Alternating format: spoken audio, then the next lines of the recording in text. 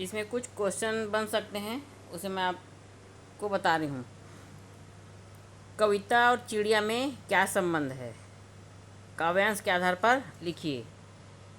तो कवि क्या कहते हैं?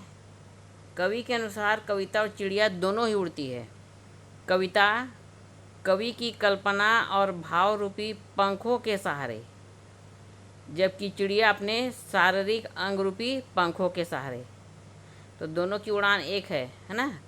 कवि कल्पना और भाव से उड़ता है और चिड़िया वो अपने पंख के सहारे उड़ती है।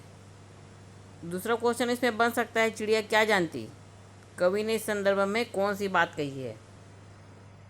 कवि कहते हैं कि चिड़िया कविता की उड़ान, जो वस्तुतः कल्पना और भावों का उड़ान है, के विषय में नहीं जान पाएगी। वह बाहर भीतर इस घर उस घर कविता के पंख लगाकर उड़ने का अर्थ भी नहीं समझ सकती है ना, क्योंकि उनकी दुनिया अलग है।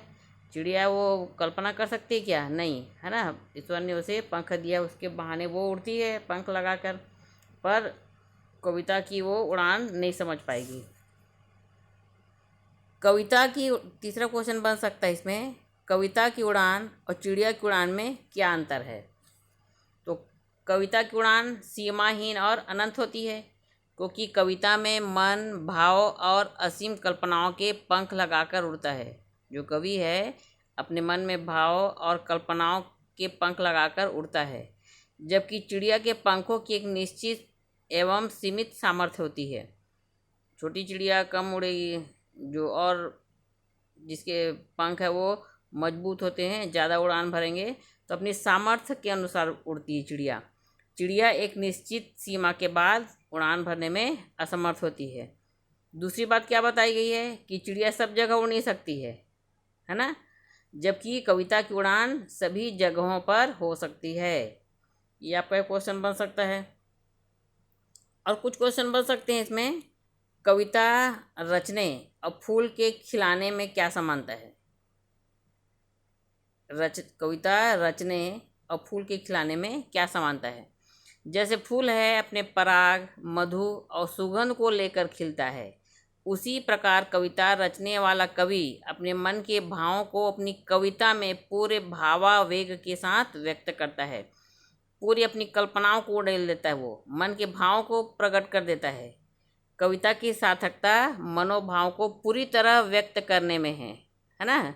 और फूल का एक निश्चित है, उसमें पराग होंगे, मधु होंगे और सुगंध होंगे, तो तीन बातों को लेकर फूल खिलता है।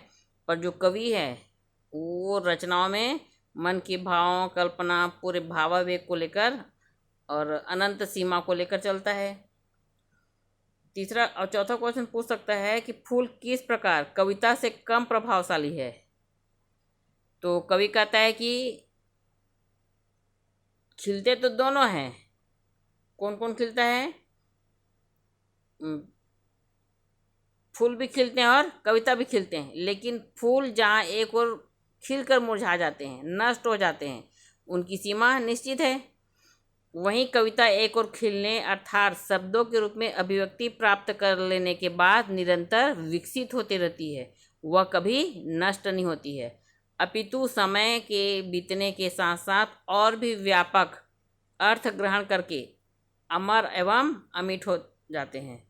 तो दोनों में ये असमानता पाई गई है ना, कविता और फूलों में। चौथा में कवि कह सकता है कि कवि ने कैसे समझाया है कि कविता के प्रभाव की कोई सीमा नहीं होती है। कवि कहता है कि कविता बिना मुरझाए महकती है, जबकि फूल मुरझा जाता है। उनका जीवन काल और सुगंध भी कविता से कम है। इस आधार पर फूल कविता से कम प्रभावशाली है। कविता का खिलना, उसका सभी जगह बिना मुरझाए महकना, अपने प्रभाव और व्यापक स्तर पर विस्तारित करना फूल के वश की बात नहीं है। यह सिर्फ कवि द्वारा ही संभव है। एक क्वेश्चन पूछ सकता है, बच्चों के बहाने कविता को एक खेल क्यों माना गया है? कविता को एक खेल क्यों माना गया है? क्योंकि कवि ने बच्चों के बहाने कविता की विशिष्टता को उजागर किया है। जिस प्रकार बच्चों में असीम संभावनाएं छिपी होती हैं, ठीक उसी प्रकार कविता में भी असीम संभावनाएं निहित होती है। बच्चा खेल खेल में अपने पराये का भेदभाव मिटा देता है, सभी के साथ आत्मीयता का प्रदर्शन करता है।